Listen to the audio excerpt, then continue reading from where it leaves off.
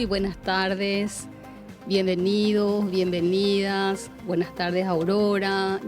Me anticipo en saludar también a nuestros invitados, aunque ya en breve le vamos a comentar de quién se trata.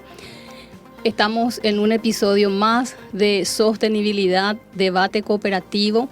Recordamos que este es un espacio que nace de la colaboración entre la cooperativa Sagrados Corazones y la cooperativa de trabajo Cocertec Limitada, pensado en un espacio de diálogo, precisamente de construcción participativa, pensando en el presente y en el futuro de nuestras cooperativas.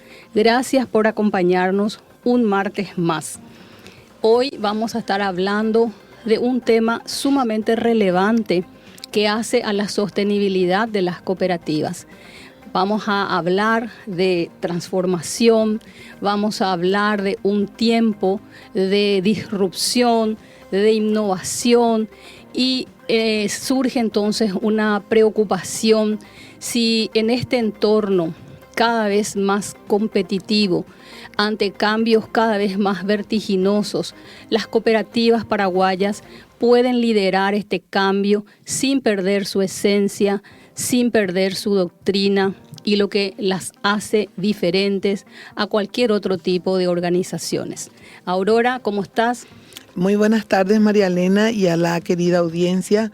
Y en realidad es así.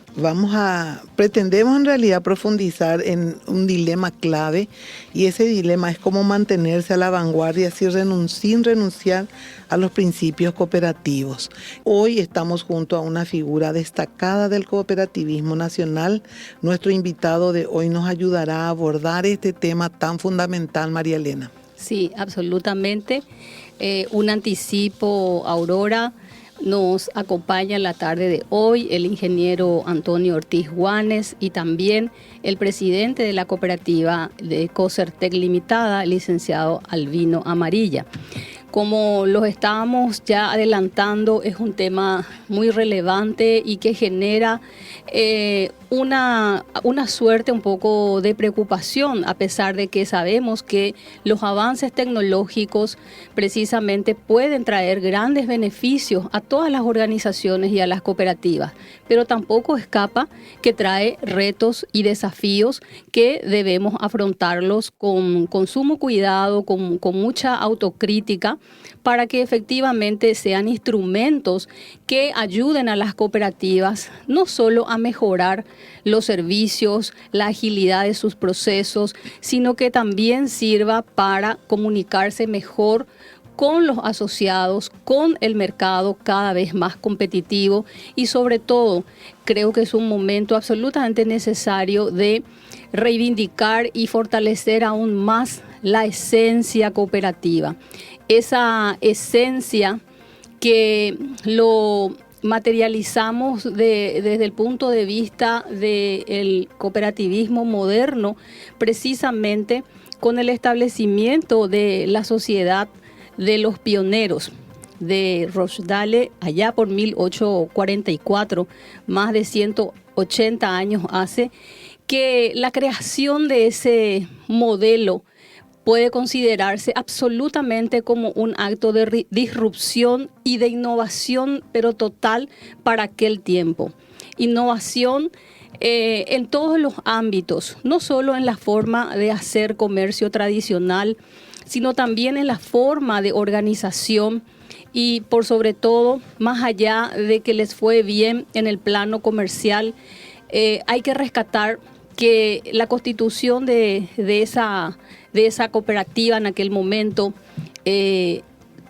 significó más que nada la puesta en práctica de un conjunto de principios, los que dieron justamente origen a los principios que hoy siguen sustentando el cooperativismo. ¿Qué decís de este tema, Aurora? Yo creo que fue una cuestión de supervivencia en un escenario muy complejo en ese momento. Ellos estaban también ante una revolución industrial. Hoy estamos ante la cuarta revolución industrial, la revolución del conocimiento. Creo que los escenarios, si bien son diferentes, la situación, sin embargo, no. Y esa cuestión de supervivencia vemos incluso muchas veces en los animales. Ellos ante terremotos y ante desastres naturales se agrupan y nosotros los seres humanos nos cuesta agruparnos. Y el cooperativismo, más allá de un sentimiento, tiene que ser una práctica profunda.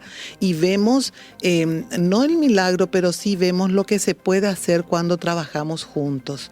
Eso ya nos había dicho hace muchos años, por ejemplo, un Henry Ford, el lograr juntarnos y trabajar juntos, eso es un éxito.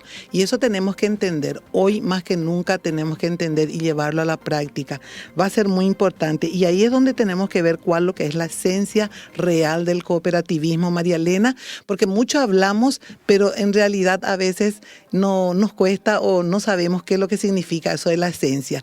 Eso también yo pienso muchas veces cuando hablamos del famoso abrazo cooperativo. ¿Qué significa eso? El abrazo cooperativo. Bueno. Sí, realmente es un tema muy apasionante. Nos acompaña esta tarde el ingeniero Antonio Ortiz Guanes. Agradecemos esta gentileza que tenemos de su parte por darnos este tiempo precioso suyo. Y voy a dar una breve lectura de su hoja de vida. Él es egresado de la Universidad Nacional de Asunción, de la Facultad de Ciencias Agrarias y Veterinarias. Él es ingeniero agrónomo. Él ha hecho especialización en economía agraria. Él es máster en administración de empresas. En cuanto a las especializaciones, he visto que tiene varios posgrados y muy interesante. Le pedimos a él permiso para dar lectura porque sería interesante que la gente te conozca, ingeniero, conozca tu trayectoria y eso es importante también. Posgrado en gestión de excelencia en la Universidad Getúlio Vargas de Sao Paulo, Brasil. Posgrado en administración de cooperativas agrarias en el Centro de Estudios Cooperativos y Laborales CECLAL de Jerusalén, Israel. Él tiene posgrado en desarrollo de cooperativas agrícolas en Tokio, Japón. Tiene un posgrado en mercadeo de productos agropecuarios DSE en Alemania. Posgrado en Administración de Empresas CEPADES, Universidad de Belgrano, Buenos Aires, Argentina. Tiene un posgrado en formación de formadores en gestión de calidad de la empresa con el VID, CIR, CAPED en Asunción, Paraguay. Tiene un posgrado en formulación y evaluación de proyectos agropecuarios, Secretaría Técnica de Planificación, Banco Interamericano de Desarrollo, Asunción, Paraguay. En cuanto a sus actividades profesionales, él es gerente general de la Federación de Cooperativas Multiactivas del Paraguay, FECOMUL Limitada, actualmente. Él fue presidente del Instituto Nacional de Cooperativismo, INCOP, entre el periodo 2003 al 2012. Fue director del Instituto Nacional de Cooperativismo del Ministerio de Agricultura y Ganadería, INCOP, en el periodo 1999 al 2003. En cuanto a asesoría, él es asesor de la Comisión de Economía y Cooperativismo de la Cámara de Senadores actualmente, asesor de la cooperativa 8 de Marzo Limitada, Cooperativa Universitaria Limitada. Él es profesor de la Cátedra de Cooperativismo y Administración Rural en la carrera de Administración de Empresas de la Universidad Católica Nuestra Señora de la Asunción desde el año 1997 hasta la fecha, expositor nacional e internacional en el sector cooperativismo, de cooperativa y financiera, profesor de posgrado en varias universidades del país. Fue presidente pro tempore de la Reunión Especializada de Cooperativas del Mercosur, miembro del Consejo de Administración de la Federación de Cooperativas Solidarias FECOSOL, miembro del Comité de Defensa Gremial de la Confederación Paraguaya de Cooperativas COMPACOP y, en fin, tiene muchísimas otras capacitaciones. Con nosotros el ingeniero Antonio Ortiz Juanes, María Elena. Excelente. Yo le conocía hace rato al ingeniero, pero bueno, no sabía de su vasto currículum y yo creo que la gente te conoce muchísimo, pero como decía Aurora, es importante también saber toda la formación, todo el esfuerzo que hay detrás de una persona a quien le vemos de manera frecuente en el ámbito cooperativo, como es el ingeniero Antonio Ortiz Juanes. Muchísimas gracias por estar con nosotros. En esta oportunidad ya lo adelantamos, queremos abordar un poco este tiempo de disrupción, de tecnología, de inteligencia artificial, de cómo cada vez crear mejores prompts para que nos den respuestas más adecuadas. Bueno, y un sinfín de otros instrumentos que hoy ofrece la era digital y que, bueno, son instrumentos que, como decía, pueden ayudar a mejorar los productos, los servicios, los procesos, pero también tiene desafíos, sobre todo para un modelo como es nuestro modelo cooperativo, que tiene sentadas sus bases en principios, en valores que le distinguen de cualquier otro tipo de empresa o de organización.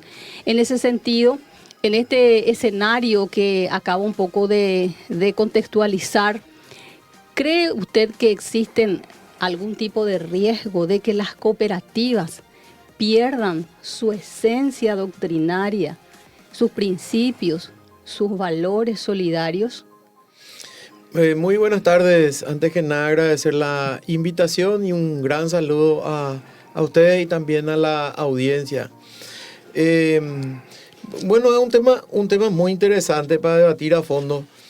El futuro del cooperativismo en el Paraguay.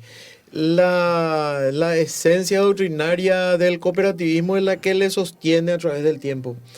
La competitividad es un elemento que tiene que sumarse a aquellas cooperativas que están en un mercado relevante, digamos, en volumen, pero también existen cooperativas que dentro del marco doctrinario pueden trabajar en volúmenes pequeños, siempre manteniendo su doctrina. O sea, aquí lo que le sostiene el elemento diferenciador de las cooperativas con las demás empresas es la identidad como entidad sin fines de lucro que hace que el beneficio vaya al socio. Una cooperativa no tiene sentido si no le da beneficio al socio. Un socio entra a una cooperativa porque tiene necesidad. Y la necesidad es el impulsor de la creación de nuevas cooperativas o de la incorporación de nuevos asociados en las cooperativas. Cuando una persona no recibe el servicio o lo está recibiendo a costos diferentes, es que empieza a buscar alternativas. Y esas alternativas están en las cooperativas, empresas de los socios, hechas por los socios, para los socios, identificadas con esas personas por su barrio, por su trabajo, por la identidad común que tienen ellos, dándose servicio a sí mismas y concretando de esa manera o buscando de esa manera satisfacer las necesidades que tiene el socio. La esencia doctrinaria es, digamos, el que sostiene al equipo, el que sostiene a todo el grupo, es lo que permite que competitivamente los precios sean mejores, los precios que recibe un socio sean mejores que los que se busca con una empresa con fines de lucro. Digamos que en esencia, trabajar, y esto hablamos en esencia doctrinaria, ¿verdad? Uh-huh. Trabajar como cooperativista, recibir un servicio como cooperativista es absolutamente diferente que recibir un servicio como cliente. Tanto así que la nomenclatura, el idioma que se habla en el movimiento cooperativo es absolutamente diferente al idioma que se habla en entidades con fines de lucro. Por ejemplo, esto se enseña en doctrina práctica, digamos, del cooperativismo. Cuando nosotros hablamos de un servicio de crédito, estamos hablando del mismo servicio que da una entidad con fines de lucro y las cooperativas. Ahora, en las cooperativas, eso se llama finanzas cooperativas, y en el banco se llama diferencia, digamos, competencia. ¿Por qué hablamos el idioma el idioma diferente? Porque en el caso de las cooperativas son elementos que intermedian, ¿verdad? Si bien intermedian entre un proveedor de fondos como es el ahorrista y que es socio de una cooperativa, y el que toma el crédito, que también es socio y que tiene la necesidad de tomar el socio, y la cooperativa que está en el medio de ellos haciendo esa gestión, que no tiene fines de lucro, y que todo lo que sea para esa cooperativa se va en tasas mejores para los socios que toman el crédito, o en tasas mejores para los socios que ahorran, es decir, más interés para los socios que ahorran y menos interés para los socios que toman crédito. Es absolutamente diferente a hablar una intermediación financiera como lo hace un banco, donde le paga menos a los ahorristas y le cobra más a los tomadores de crédito. Y cuanto más diferencia haya entre lo que le paga al ahorrista y lo que le cobra al tomador de crédito, más beneficios quita el banco. O sea, eso se llama intermediación financiera con fines de lucro.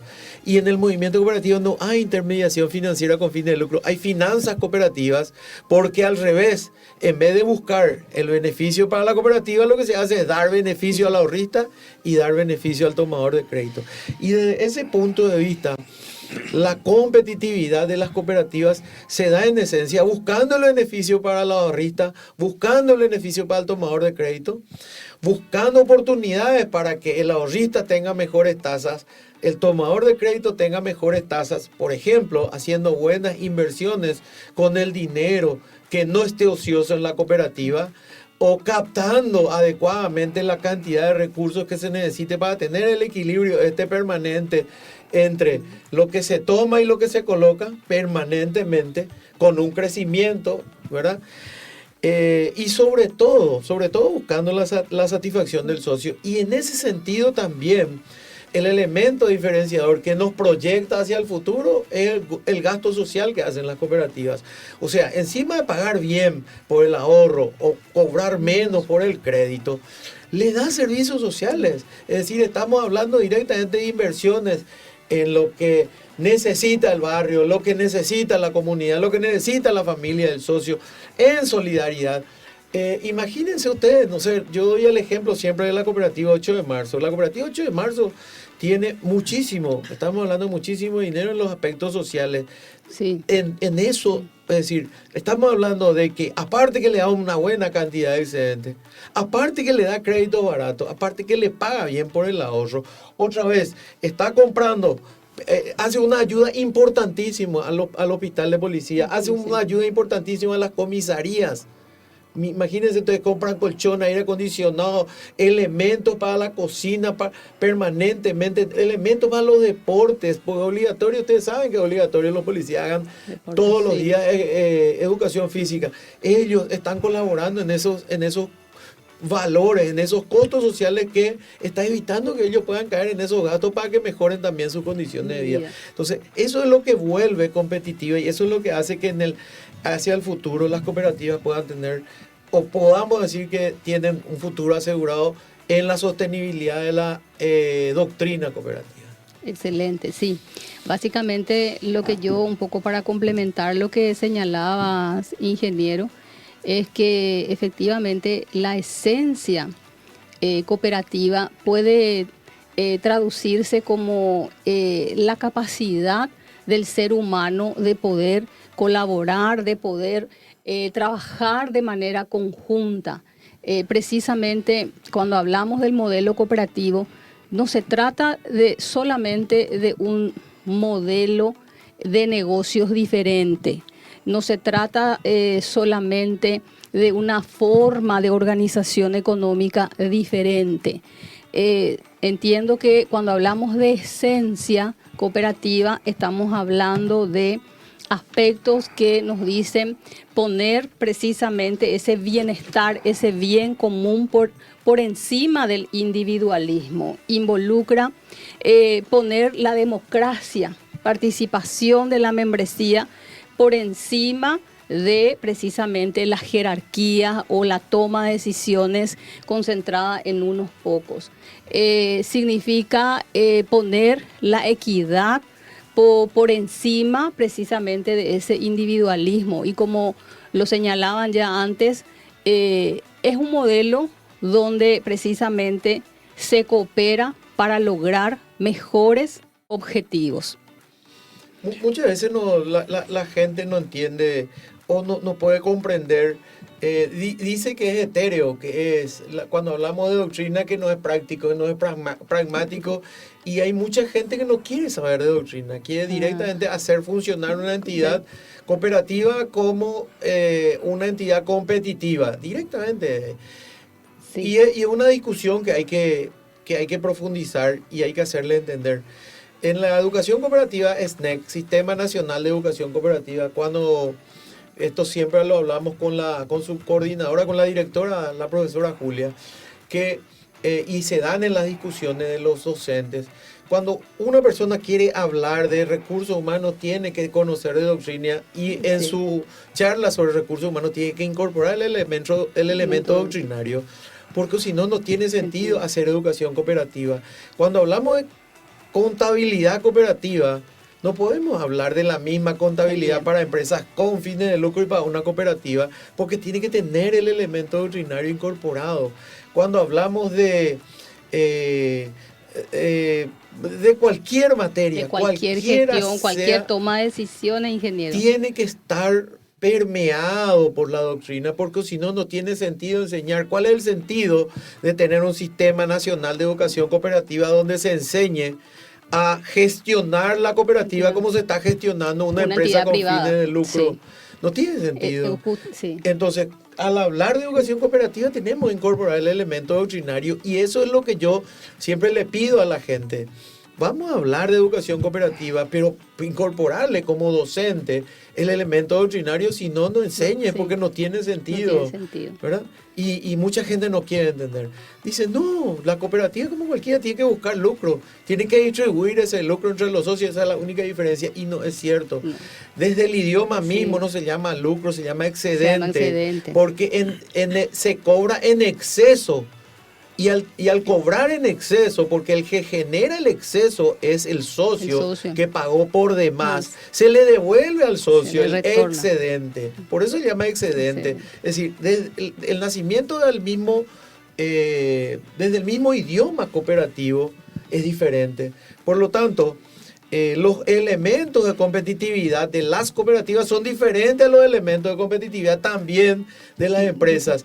Y cuando hablamos de incorporar inteligencia artificial, cuando hablamos de incorporar tecnología, cuando hablamos de incorporar todos los elementos de la modernidad, sí, estamos hablando de eso, pero también estamos hablando de que se le tiene que dar todos esos servicios al socio que no está recibiendo en otro lugar. Sí, así mismo. ¿Verdad? Es decir, sigue en esencia lo mismo en el movimiento cooperativo, incorporando todo eso. Es competitividad, pero con una doctrina. Así mismo. Albino creo que quería... Quiero acotar nomás lo que se define claramente en el plan de cuentas.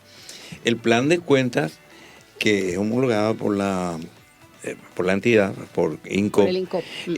Incorpora justamente esos elementos, las cuentas sociales donde realmente las cooperativas deben poner en su estado, en su presentación, porque es lo que tiene que considerar y activar cuando hacen los contadores de las cooperativas su balance, ¿verdad? Su balance. Sí, perfectamente. Entonces, está muy claro el tema. Estábamos viendo que hay personas que ya enviaron sus aportes, sus mensajes, que le queremos ya leer porque es muy pertinente a esta parte del programa. El cooperativismo es un estilo de vida. Sí.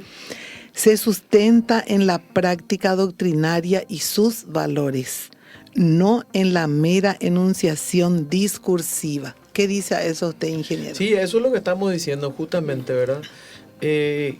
Nosotros tenemos fíjense ustedes hasta qué punto, ¿verdad? En el mundo hay más de 2.500 millones de cooperativistas y la mayoría de las cooperativas no son de ahorro y crédito, son de trabajo.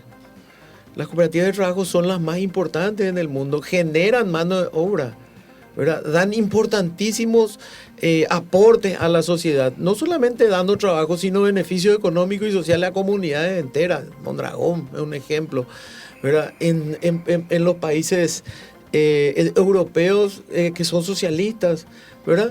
Que son las sociedades más desarrolladas, digamos, en Europa, en Asia. Entonces, ¿de qué estamos hablando? Estamos hablando de que existe un mundo cooperativo que tiene su lenguaje y su pragmatismo. Aquí en Paraguay tenemos que aprender a usar ese pragmatismo.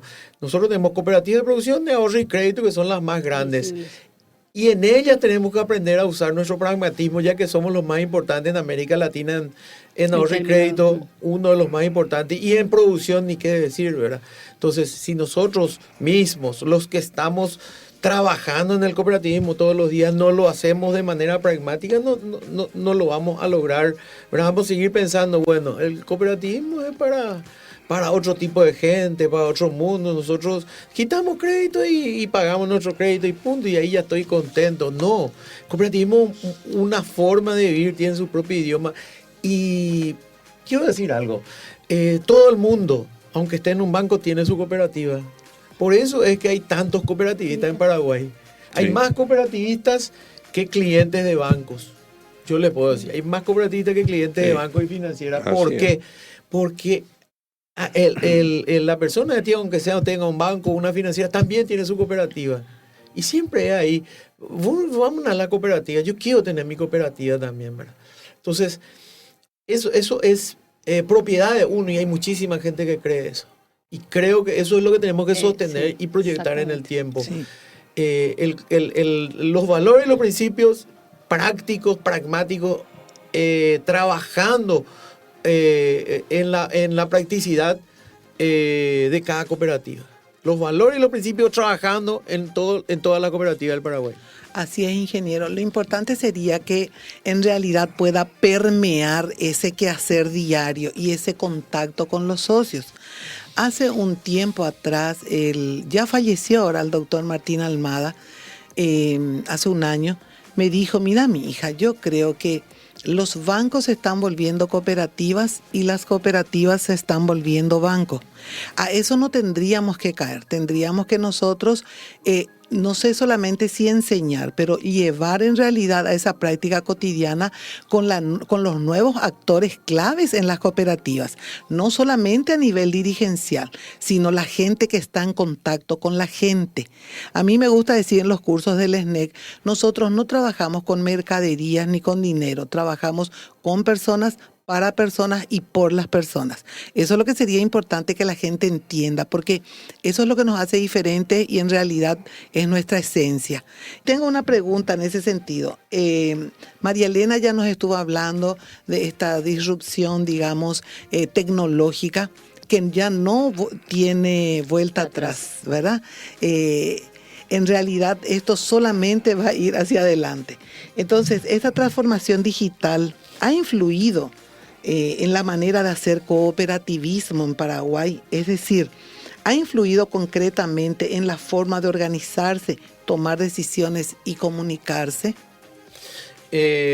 Una pregunta importante, un saludo también a toda la audiencia de Buenos Aires. Este es un proceso que se está dando en Paraguay. Si nosotros, yo creo que es un halago decir que las cooperativas se han convertido en bancos porque se tiene que buscar la competitividad y la eficiencia de los bancos para dar el servicio de calidad a los asociados. Yo quiero decir que el proceso se está desarrollando, que las cooperativas perfectamente están incorporando capacidad, tecnología, competitividad a través de esos nuevos instrumentos.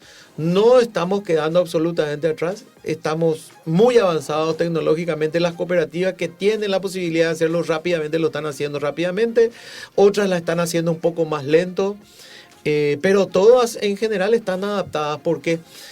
Porque hoy no hay que copiar al otro. Lo que sí hay que hacer es adaptar los servicios a las necesidades de los asociados. Cuando nosotros hablamos de comunicación digital directa con los socios, es decir, permitir que los socios a través mejoren el contacto con la cooperativa, no precisamente viniendo hasta la cooperativa. Hay muchísimas cooperativas que lo están haciendo adecuadamente y cada vez mayor cantidad de gente. Y hay instrumentos disponibles donde en volumen, dimos una de ellas, ¿verdad? Sí. En volumen le da la posibilidad de digitalizar a cooperativas pequeñas y medianas. Es decir, DIMO tiene todos los servicios digitales que se tienen en cualquier otro banco, pero para cooperativas, e integran a las cooperativas a todos sus asociados. Por lo tanto, estos elementos de los que estamos hablando están permitiendo mejorar su competitividad, pero también están atando a los socios a los servicios que tienen las cooperativas. Excelente. En ese sentido, ingeniero, también hay que reconocer un poco que si bien es cierto, hay cooperativas que, como bien lo señalaste, tienen condiciones y tienen capacidad para poder ir ayornándose y, como lo decías, ir por delante incluso de otro tipo de entidades en cuanto a la incorporación de la tecnología. Sin embargo, también creo particularmente de que existe una brecha digital importante en algunas cooperativas pequeñas que no tienen, no sé si precisamente los recursos económicos, sino que también esto pasa por un cambio de mentalidad, en el sentido de que la dirigencia, la alta gerencia de las cooperativas tienen que también entender que esta es la nueva manera en que podemos mejorar nuestros servicios. Quizás si cambiamos ese chip, ese pensamiento, también eso va a permitir que busquemos los recursos necesarios, porque no tenemos que dejar de lado de que incorporar tecnología es parte de esto que estamos hablando en términos de transformación digital. Y eso requiere inversiones importantes, pero no es solamente incorporar la tecnología por la tecnología, sino incorporar diferentes instrumentos siempre llevados desde los principios y los valores que efectivamente permitan a las cooperativas mantenerse a la vanguardia, pero volviendo a lo esencial, al ADN, al alma de las cooperativas. De lo contrario, yo creo que pasaríamos a hacer, como bien lo señalaste, copiar lo que hacen otras entidades y vamos a perder lo que realmente nos distingue, que son los principios, los valores. Aurora. Así es. Es un tema apasionante, porque muchas veces estamos en contacto o vamos o visitamos u operamos en las cooperativas, y yo creo que hay muchas que van demostrando esa gran calidad y calidez, que están interpretando estos signos de los tiempos y la importancia de que cada vez estemos más apegados a los principios cooperativos, pero hay algunas que no, que nos alejamos un poco con una frialdad así muy del tratar como clientes, ¿verdad? Y entonces yo creo que hay de todo, y eso es importante. Tenemos que nosotros, sin tomar ningún tipo de partido, es muy importante que podamos decir, ¿queremos nosotros sobrevivir como modelo cooperativo? Ese es el modelo que queremos proyectar en el tiempo. Es decir, eso es lo que queremos sostener. Esas son las preguntas claves que tenemos que hacernos desde el interior de todo el movimiento. Y eso implica a nivel dirigencial, las macro organizaciones, las microorganizaciones, la propia gente cooperativa. En ese sentido, entonces, tenemos más preguntas, ingeniero, para usted.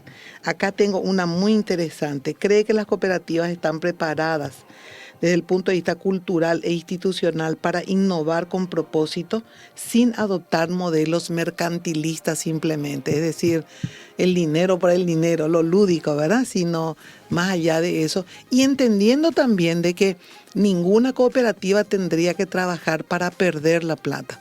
¿Por qué? Porque nosotros tenemos que entender que somos una empresa solidaria, somos una empresa que conformamos personas, pero sin dinero, ¿qué es lo que vamos a repartir? Pobreza.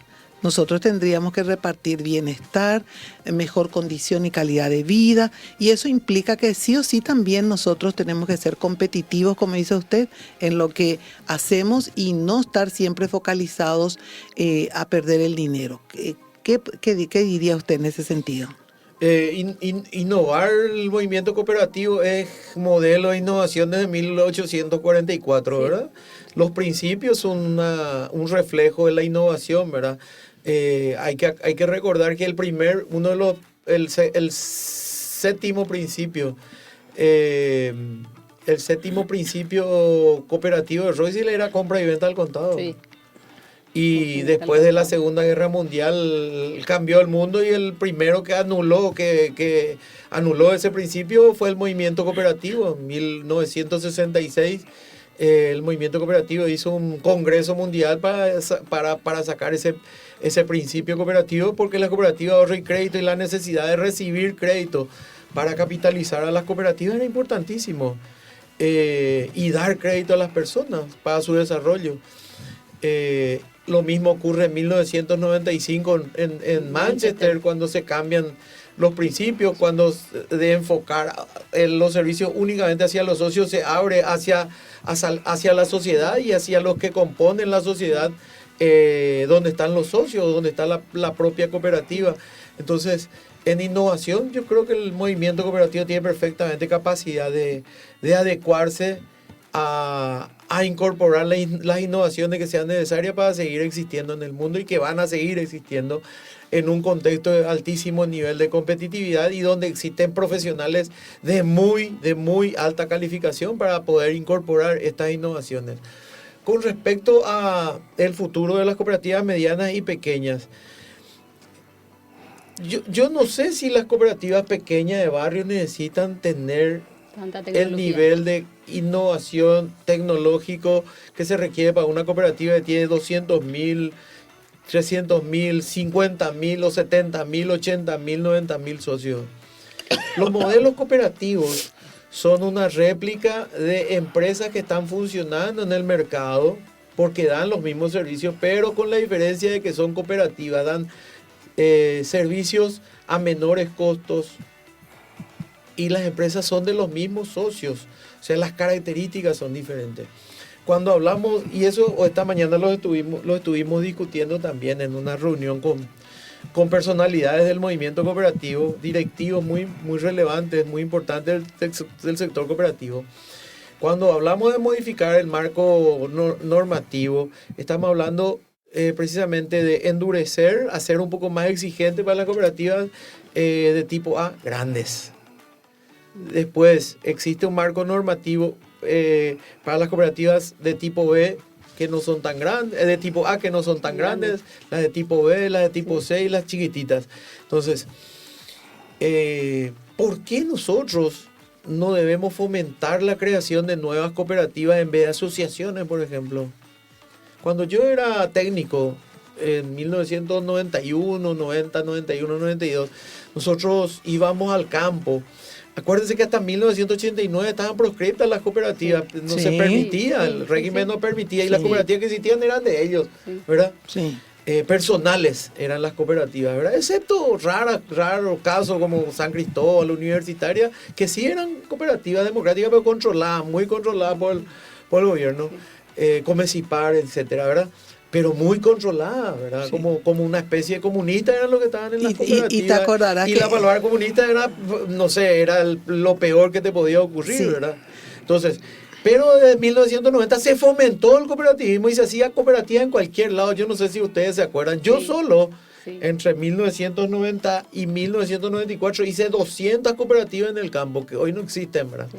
Pero que se formaban las cooperativas para entregarle, a través del gobierno se entregaban tractores, maquinaria, insumos, etcétera, etcétera. Sí. Bueno, ahora, ¿qué es lo que se hacían? En vez de formar comités comité de agricultores, se formaban cooperativas. Bueno, ¿y por qué hoy no se hace más eso? Porque el nivel de exigencia para formar una cooperativa es altísimo. Cuando en realidad estas cooperativas pueden funcionar perfectamente como lo hacen los comités. No hace falta tener los requisitos de un banco para una cooperativa que quiere formar un comité, ni cobrarle dinero para formar una cooperativa. ¿Y cuántas asociaciones se forman por día? No sé, en cada trabajo hay asociaciones que están funcionando irregularmente, que podrían ser cooperativas pequeñísimas, con esa misma cantidad de gente. No hace falta ponerle reglas y normativas de banco a estas pequeñas cooperativas que en vez de formar un comité, en vez de ser una cooperativa, forman, ¿cómo que se llama? Forman asociaciones. Asociaciones. ¿Verdad? Que no tiene ningún control. No tiene ninguna normativa, ningún ente regulador. Entonces, no tiene. Están las cooperativas grandes, están las cooperativas medianas, están las cooperativas pequeñas, las muy pequeñas. Todas esas cooperativas deben ser fomentadas, dice la Constitución Nacional. Artículo 113. Entonces, en el idioma doctrinario, se tienen que hacer cooperativas para satisfacer las necesidades de las personas. El Paraguay es el nido del futuro del cooperativismo si es que le damos la oportunidad a la gente a formar cooperativas. No restringiéndole porque existen normativas bancarias que evitan que se formen cooperativas pequeñas o que hagan desaparecer las cooperativas pequeñas. Por el contrario, creemos más cooperativas porque en vez de hacer una asociación se puede hacer una cooperativa y igual le va a servir a esas personas y encima van a ser formales. Ahí está. Eso iba a decir la María Elena. Van a ser formales y no solamente eso, sino vamos a darle la oportunidad de que esas personas puedan ir formándose y después que aprendamos juntos en ese proceso. Claro, y ahí hablamos solo de ahorro y crédito, porque la ley sí permite, por ejemplo, que cooperativas de trabajo sean desde 6 personas. O sea, se puede facilitar el acceso al trabajo a muchísima gente formando cooperativas de 6 personas. Evitar incluso que salgan de sus comunidades y que vengan aquí en los cinturones de ciudad. Ingeniero, tenemos un lindo comentario también. El verdadero cooperativista debe vivir como tal, su modo de vida debe reflejar que lo es. ¿Qué dice usted a eso? Sí. Antes, yo quiero acotar nomás lo que dice el ingeniero. Es cierto. Hay una cooperativa, un ejemplo en Paraguay. Fernando La Mora, hay una cooperativa que solamente abre de tarde, las 2 de la tarde hasta las 8 de la noche. Una cosa inédita. Sinceramente, yo el año pasado ya. Y yo le visité, hablé con ellos, increíble. Y tiene 240 socios. Y se ayudan todos, son vecinos y se conocen. Y la cooperativa le es útil. Le es útil a la comunidad. Sí, excelente. El doctor Jorge Guillén pregunta lo siguiente, ahí nos quedamos, ingeniero. El verdadero cooperativista debe vivir como tal, es una afirmación que nos hace. Su modo de vida debe reflejar lo que es. Y sí, realmente sí. En realidad todas las personas, la cooperativa es fruto de la doctrina, es la esencia. Allí se habla de que en la cooperativa hay que practicar los principios y los valores. Los principios para la organización cooperativa y los valores para las personas que conforman esa cooperativa. Y los valores son la forma de conducirse pragmáticamente ante una situación determinada. Si yo digo que soy puntual, tengo el valor de la puntualidad, tengo que ser puntual. No puedo recitar eso, tengo que demostrar que llego puntualmente a todos los lugares donde me comprometí a irme a una hora determinada. Eso sucede lo mismo con los valores. Y dentro de los valores, de la conducta de las cooperativas, de las personas que están en la cooperativa, se tienen que guiar por esos valores, tienen que conducirse de esa manera. No somos monjes tibetanos, nosotros entramos por necesidad y si una cooperativa no nos satisface en nuestra necesidad, salimos de la cooperativa. O sea, la cooperativa está para darle servicio al socio. El socio que recibe buen servicio se queda en la cooperativa y sigue operando. El socio que no recibe lo que está buscando en la cooperativa, sale de la cooperativa. entre dos servicios, siempre elige a su entre dos servicios iguales, siempre elige a su cooperativa porque está en su corazón. Y está como primer punto en su mente, ¿verdad? Primero mi cooperativa. Ahora, sí, la realidad es que a nosotros nos gustaría que todo el mundo se conduzca de la misma manera que me conduzco yo. Y me gustaría que mi cooperativa me sirva lo mejor posible. La doctrina tiene 3 elementos. La nueva doctrina cooperativa tiene 3 elementos según Manchester.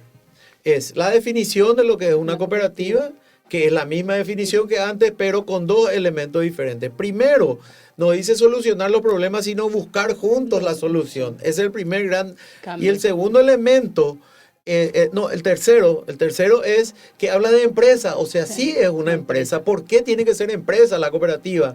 Porque si bien no busca fines de lucro, no puede perder la cooperativa y tiene que incorporar todos los elementos empresariales. Tiene que hacer publicidad para vender sus productos, tiene que buscar capitalizarse para poder dar un buen servicio, ¿verdad? Es decir, tiene que incorporar todos los elementos modernos de una empresa para poder ser competitiva. Y el otro es, y este sí es importante, que dice para buscar juntos la satisfacción o buscar satisfacer, dice, juntos las necesidades o las,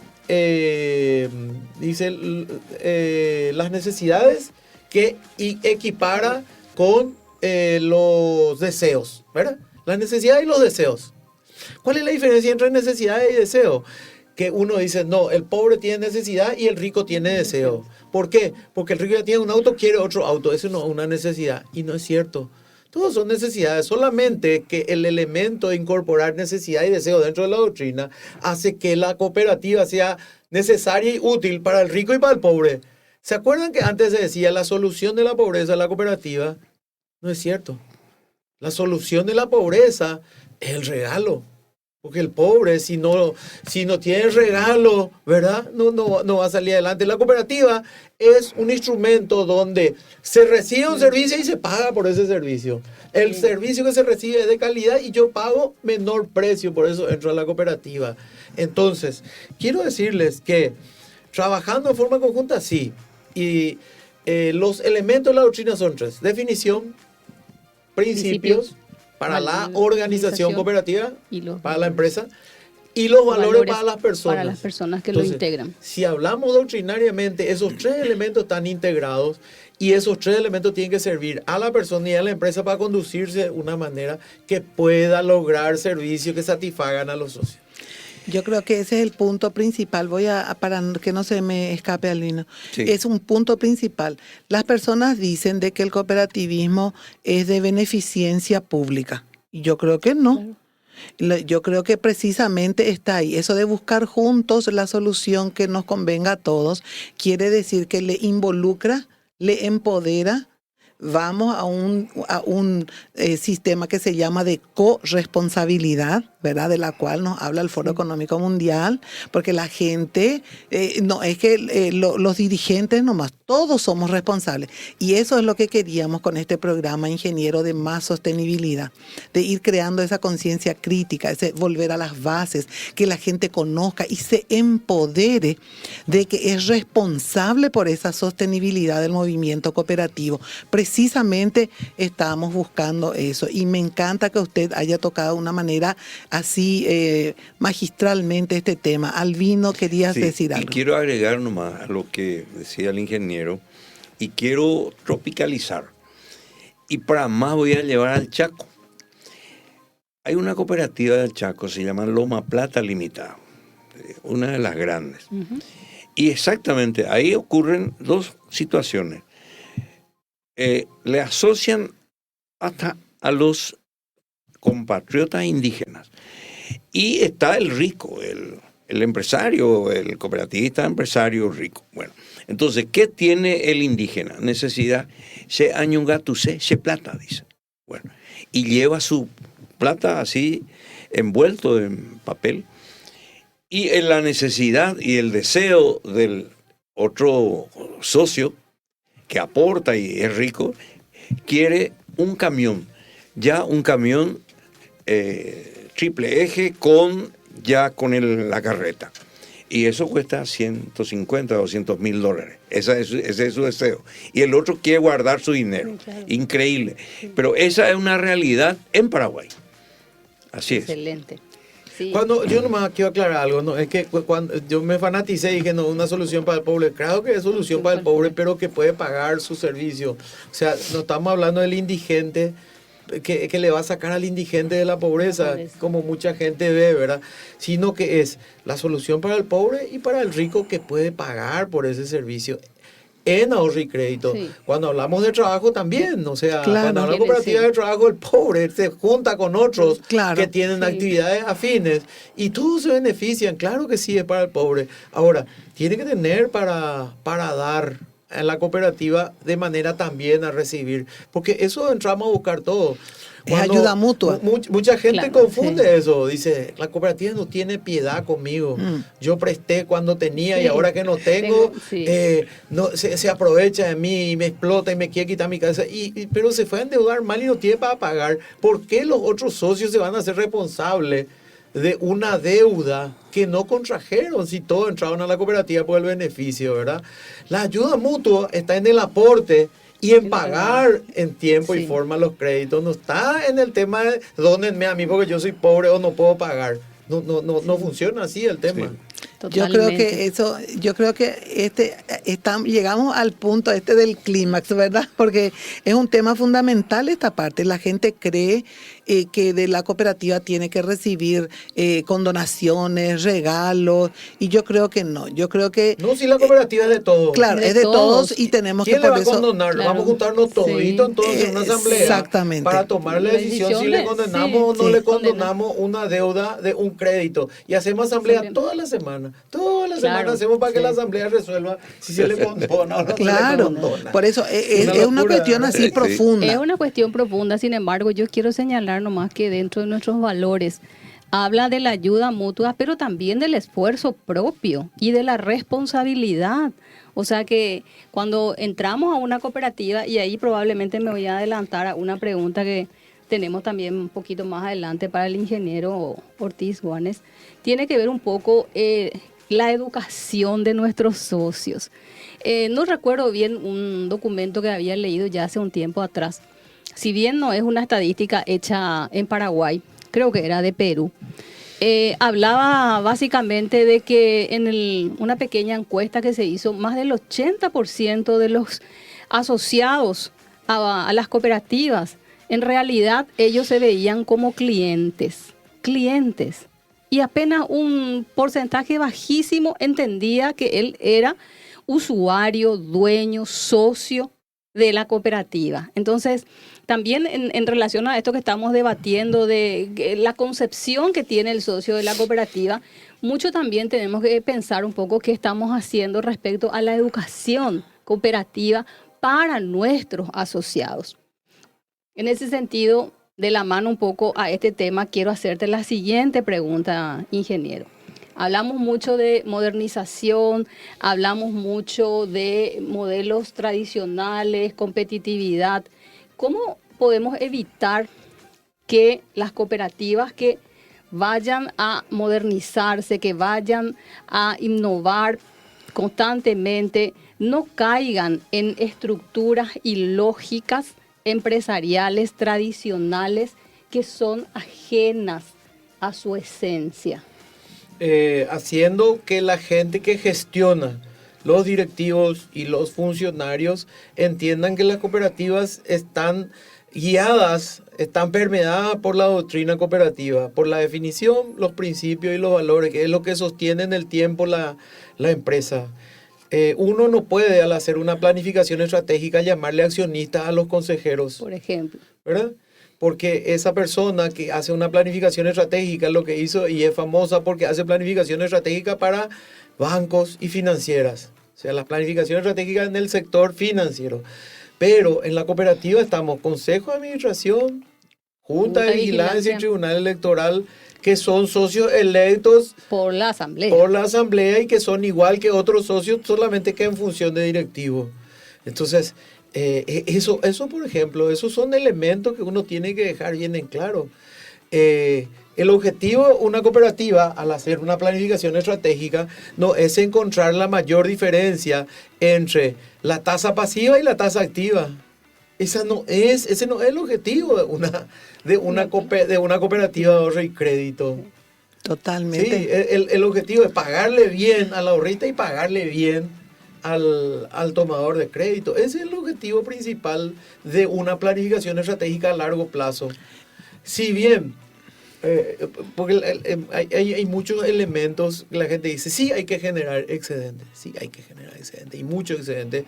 ¿Para qué?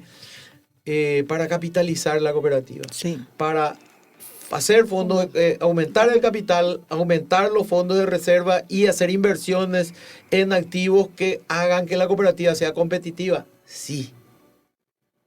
Pero no es el objetivo es no generar excedentes más que para eso. ¿Por qué?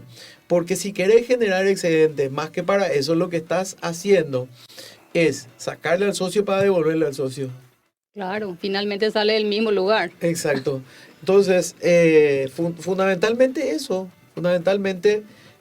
mencionar que el excedente es lo que se le cobró en exceso al socio y que se le va a devolver a él en la medida que se le cobró de más. Y esa es la esencia del cooperativismo. De esa manera vamos a preservar nuestras cooperativas hacia el futuro. De hecho, no tiene sentido llamarse cooperativa y funcionar como una entidad financiera.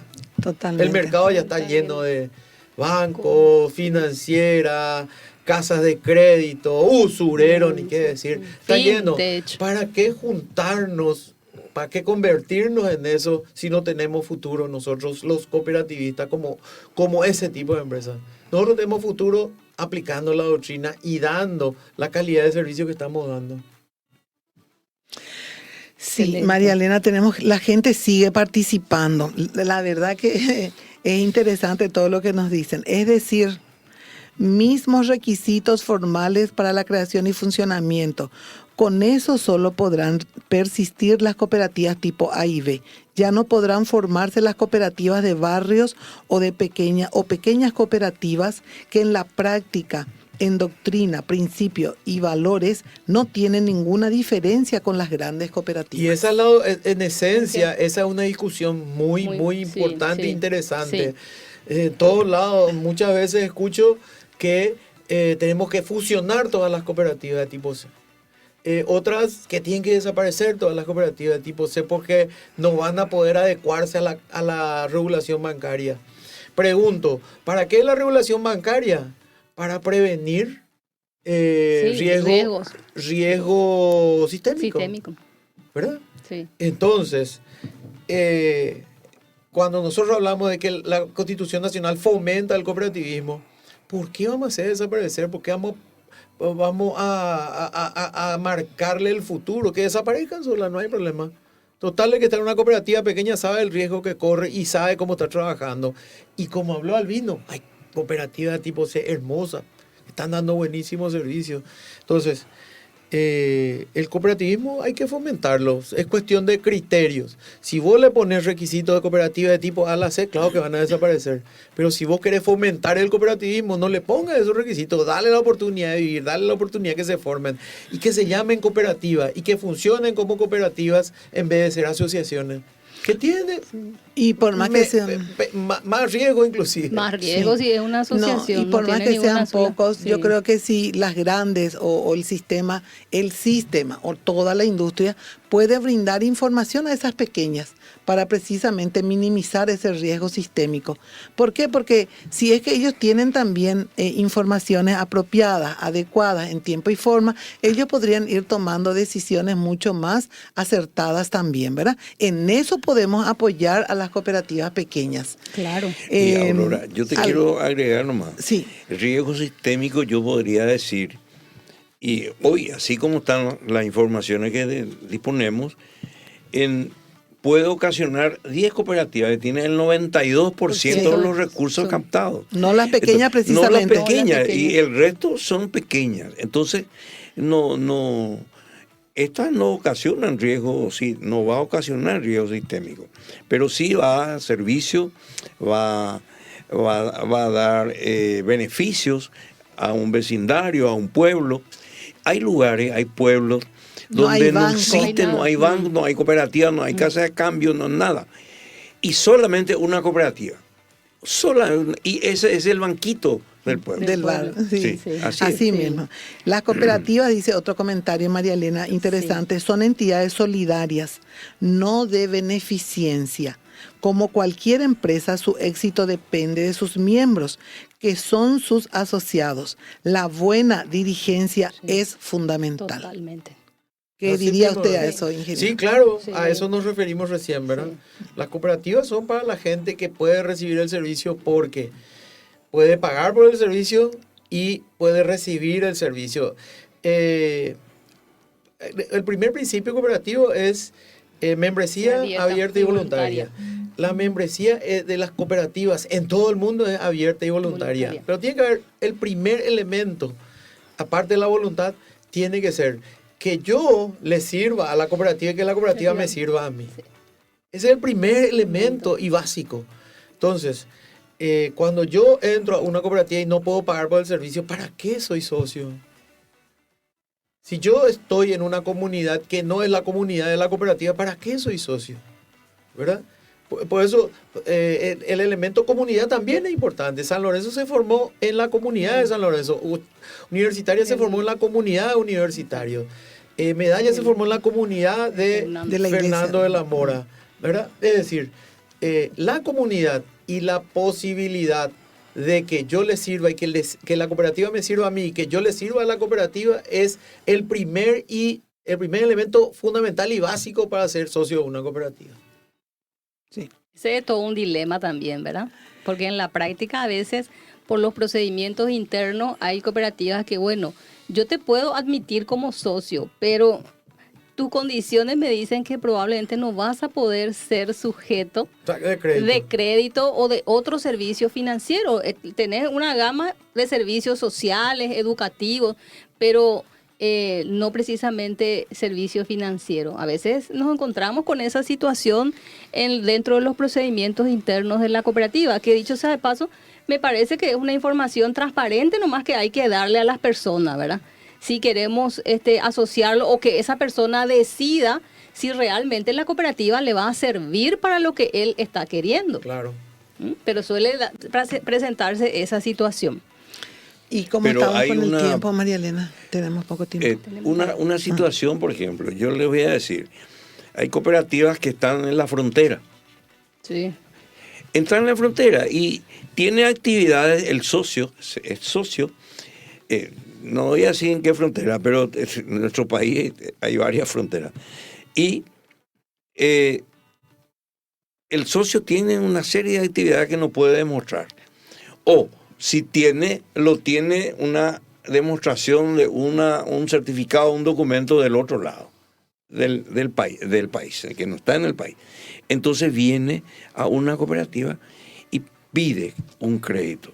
O trae su ahorro y le pregunta de dónde. Yo trabajo en tal, demuestra. Y a veces le limita. Bueno, es una política de la cooperativa, pero esa situación existe también, ¿verdad?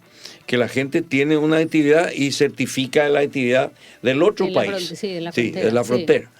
Entonces, ese tipo de cosas también, y ayuda a la cooperativa. Yo conozco algunas cooperativas que le dan apoyo. Limita, pero le da apoyo. Y eso al me socio. lleva, sí, qué lindo comentario, interesante lo que nos dice Alino, eso me lleva a pensar, ¿se acuerdan cuando vino el gerente del Banco de los Pobres? Sí. ¿Verdad?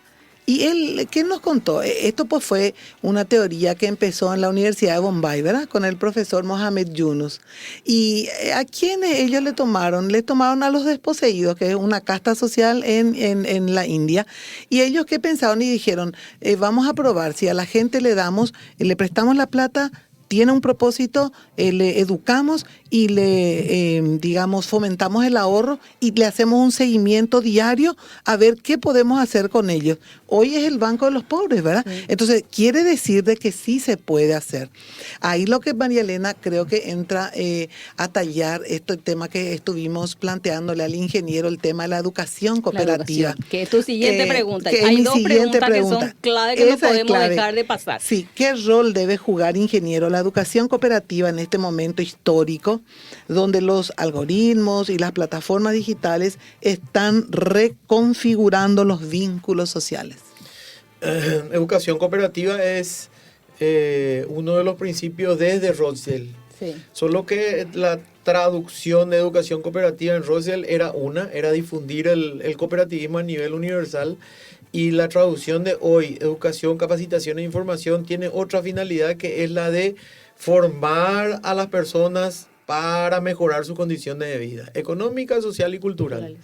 Entonces, cualquier tipo de educación que pueda mejorar su condición de vida se llama educación cooperativa. Y hoy la prioridad de educación financiera, si nosotros pudiéramos llegar a la gente, a todo el mundo, para que tenga educación financiera, para que, por ejemplo, el empleado no gaste todo su dinero antes de llegar a fin del mes, ¿verdad? Sí. Si pudiera la gente aprender a gastar su dinero, si pudiera saber que cuando está comprando esto, ya no puede comprar todo lo que estaba comprando antes porque gastó una porción de su dinero. Cuando sepa que cuando debe una cuota, parte de su ingreso ya está hipotecado hacia el futuro, sí. Ahí vamos a tener un gran avance. Creo que parte de la solución está en el tema, en el seguimiento a lo que hicieron en la India con el tema del Banco de los Pobres. Le enseñaron que lo que le dan no es un regalo, le dijeron que devuelva el dinero porque ese dinero se va a volver a usar en otro, y le dijeron cómo tenía que usar el dinero que se le prestó para que pueda mejorar sus condiciones de vida. Y tenemos, no sé, creo que son 40 millones de personas. Sí. 40 millones de personas que están en el Banco de los Pobres en India, que es un número relativamente bajo por los 1.400 millones que son ahora, ¿verdad? Sí. De todos modos, es mejorar la condición de vida de 40 millones de personas pobres en India. Es un altísimo impacto. Sobre todo un modelo a seguir a nivel del mundo. Yo creo que sí. Sí. Vale. Bueno, hay una pregunta realmente importante, así como las que ya estuvimos abordando, pero que no podemos dejar pasar. Y es un poco, hablamos nosotros hoy de esencia cooperativa, de disrupción, de transformación, de innovación. Y hay un segmento interesante en las cooperativas que son los jóvenes. ¿Qué consejo, qué reflexión usted le podría dar a los jóvenes cooperativistas, jóvenes que responden prácticamente a nómadas digitales, jóvenes que buscan la inmediatez, que ven en toda la tecnología realmente facilidades y conveniencia? ¿Qué mensaje, qué reflexión daría a las cooperativas en relación a ese segmento joven? Es fundamental. La gente joven hoy es la gente que va a comprar servicios mañana, y tiene que elegirle a la cooperativa como lo eligieron sus padres. Nosotros tenemos que crecer. Si un papá era cooperativista y tiene 3 hijos, los 3 tienen que ser también cooperativistas. O sea, tiene que ir creciendo la población de cooperativistas en la medida que van pasando los años. Y eso se logra solamente dando buenos servicios. Entrando en el mundo de ellos tecnológicamente, y también enseñándoles que el cooperativismo es una doctrina que ellos tienen que practicar y hacerlo en su lugar de trabajo. Hoy los jóvenes, muchísimos son idealistas. O sea, estamos hablando de gente mucho más idealistas de lo que existía en su momento de la juventud, que era más sometida y a los pensamientos del padre. Antes los jóvenes pensaban a través del pensamiento de su padre. Yo creo que hoy la independencia hace que mucha gente, si bien haya gente muy mal formada, también hay gente muy consciente y más justa, en la sociedad por las redes sociales, formada por las redes sociales en materia de justicia, escuchan las opiniones de los entendidos, toma decisiones por las opiniones de los entendidos. Antes lo que era privilegio de unos pocos de escuchar todo el tiempo opiniones de gente que sabe, así. Hoy está masificado. Está masificado y bueno, y hay muchísima gente que piensa, muchos jóvenes que tienen un mejor pensamiento sobre el desarrollo de la vida. Entonces, en ese contexto es mejor trabajar en una cooperativa que en una entidad que lo que deja es lucro para unas pocas personas. Sí, totalmente. Quiero comentar nomás, se refiere a el comentario mío a la pregunta anterior, a un tema de innovación. Un compañero peruano en INCAE llevó un caso, era gerente de un banco y después pasó a una cooperativa. Y era gerente de una cooperativa de 40.000 socios, está a 4.000 metros de altura. Y esas dos cooperativas, dos eran hermanas ahí, cuidaban la vicuña. Entonces, ¿qué hizo él? Tenía necesidad de 4.000 metros bajar y subir para juntar dinero.